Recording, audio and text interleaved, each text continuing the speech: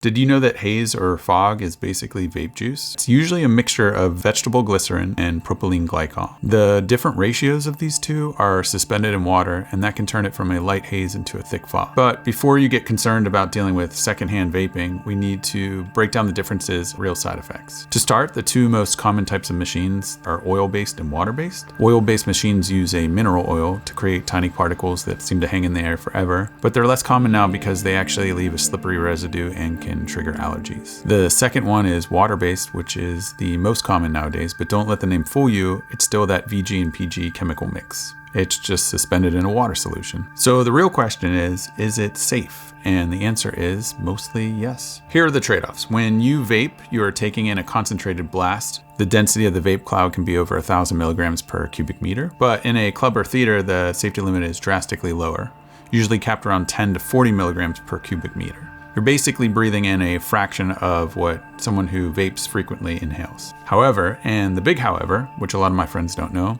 if you work with this stuff every night, the story changes. Studies on entertainment crews have found that workers with the highest cumulative exposure had significantly reduced lung function and higher rates of chronic wheezing and chest tightness compared to the average person. So physics plays a huge role here. Haze particles are microscopic, often under 1 micron, so they travel deep into the lungs, whereas fog particles are larger, usually 10 microns or more, and they tend to get trapped in your nose and throat. Because glycols are hygroscopic, meaning they absorb water, they actively suck the moisture out of your vocal cords and sinuses. So for all you singers out there, that might be why it's a little bit more difficult. And for the DJs and lighting designers and everyone else who's dealing with haze long term, it's a cumulative lung burden. So monitor your exposure and drink tons of water. And just remember, over time, these things have an effect. If you found this video useful, or you know anyone else who works around a lot of haze or fog, please share this with them so that they're in the know.